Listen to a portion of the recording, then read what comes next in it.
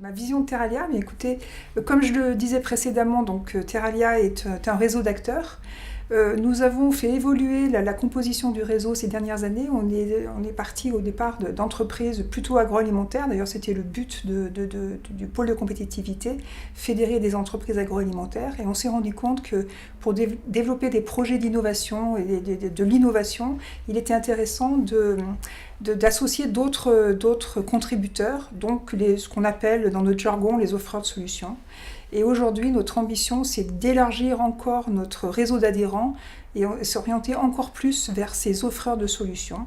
On a également une vision de travail en collaboration avec d'autres pôles de compétitivité parce qu'on se rend compte que c'est riche, ces collaborations sont extrêmement riches. Et puis également, pourquoi pas, de grossir encore en s'associant ou en s'adossant à d'autres pôles de compétitivité qui sont sur des problématiques proches des nôtres.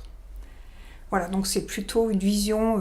On a développé notre nombre d'adhérents, on vise de le développer encore plus, de se développer encore plus sur des régions adjacentes et d'augmenter la force de notre réseau.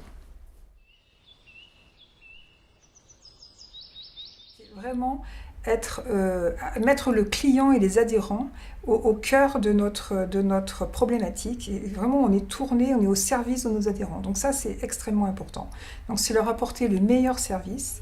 J'ai expliqué tout à l'heure en AG qu'on allait devoir augmenter les cotisations des adhérents.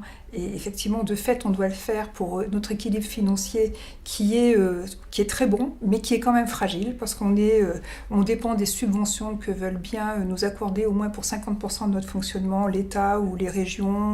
Et hier, les départements et ces subventions vont disparaître, ou les communautés de communes, c'est notre cas également.